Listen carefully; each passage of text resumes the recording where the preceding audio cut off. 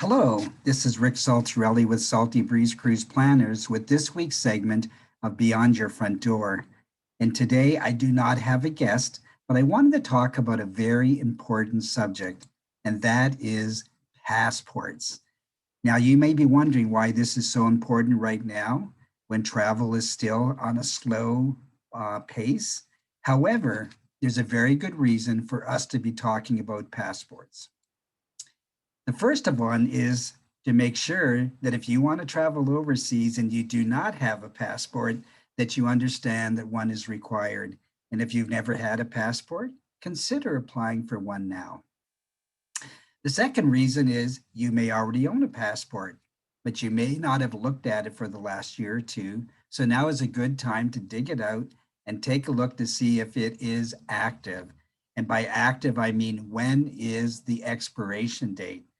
Many places that you may want to travel to internationally require that your passport is good for at least 6 months after the last day of travel. So if you are looking to travel anytime in 2021, right up until the end of December, your passport would have to be good through to the end of June 2022. So that is a good thing to be checking about. And you may be wondering, why now? Why is Rick bringing this up now? Well, there are several reasons. The first one is the ability to travel internationally, which will open your world in a very, very large way. So we know there are many great places to travel here in the United States, including the ability to travel to Alaska and Hawaii, to Puerto Rico and the US Virgin Islands, and places like Guam.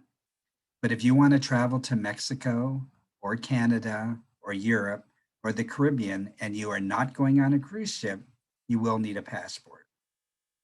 Now, I'll just touch briefly on the whole thing with the cruise ships because there are some changes coming. So, with cruise ships, you do not require a passport if you are leaving on what is called a closed loop cruise, which means you're leaving from a given port and returning back to that port on the same vessel. If you, however, were going on a trip that was a one-way trip, like from Florida to Europe, you would need a passport to enter into Europe. The other thing I want to just touch on ever so briefly with cruising is that there are some countries that we have seen emerging back in 2019 that did require a passport from cruise guests, even if they were only visiting for the day. Two of those places that come immediately to mind for me are Martinique and Costa Rica. So we may see that changing over time. So that would be another good reason to make sure that you have a passport. The other thing that's probably a little more importantly, what really triggered this in my mind this week was that we are seeing as cruises are reopening, that it's likely that those cruises are going to start in places other than the United States. So we do know that already there has been cruising in Asia, most importantly from Singapore and I believe Hong Kong. There has been cruising since last August in the Mediterranean, and we see that ramping up. But more recently, we saw that Royal Caribbean and now Regent Seven Seas are going to create a home port in Barbados. So that means that there will be cruising in the Caribbean. People would fly to Barbados and enjoy their cruise and then fly back to the United States. Entry into Barbados will require a passport. Another place that it's increasingly looking like that might be added to is Cozumel. Another great cruise destination could become a cruise home port where people would fly either into Cancun and take the ferry to Cozumel, which would be a great experience, or fly into Cozumel itself and then board the ship and enjoy a cruise, returning back to Cozumel and flying home, or perhaps extending their stay at an all-inclusive. I've often thought, now this is just my thought alone, that one of those great cruise home ports could be Nassau, Bahamas, another one of those great and very popular destinations for cruisers. So if cruising does start, for sure in Barbados and potentially in Cozumel and or Nassau, you would need a passport to get to those countries to begin your cruise. So finally, I've always advocated for passports. And if you are a client of mine, you have probably heard me ask you for a passport and encourage you to get one. And there's several reasons why. Even though you don't need one for a cruise, there are some good reasons to have one anyway. One is, what if your trip was interrupted? What if you were on a 14-night cruise and part of the way through the cruise, you received some news from home that made you feel you better fly home from the next port?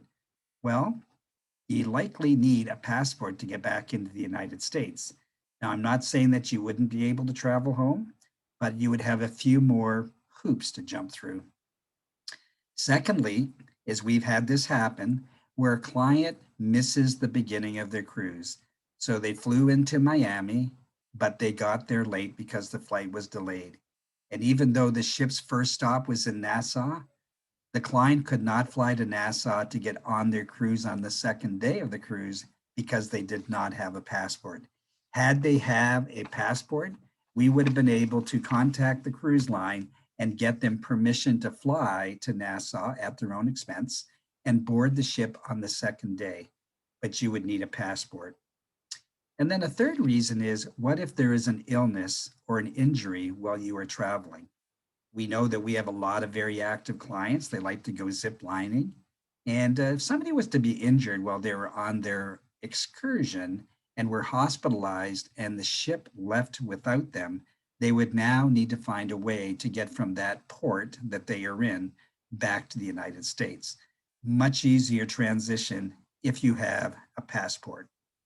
So please accept my invitation to either apply for a passport or right now, go to your drawer where you keep your passport, blow off the dust, and see what the expiration date so that you are ready when traveling starts again. Just check if you don't have a passport, just check your local area to see where you can go and apply for a passport or apply for your renewal. Very often, it's at your local post office. If you have any questions and you want to give me a call, we always invite them at Salty Breeze Cruise Planners, the place where we help create lifelong lasting memories. My name is Rick Saltarelli. I'm available at 888-332-8202. I want to wish you a great day and happy travel days ahead. We are looking forward to blowing the dust off our passports and get traveling again. Thank you.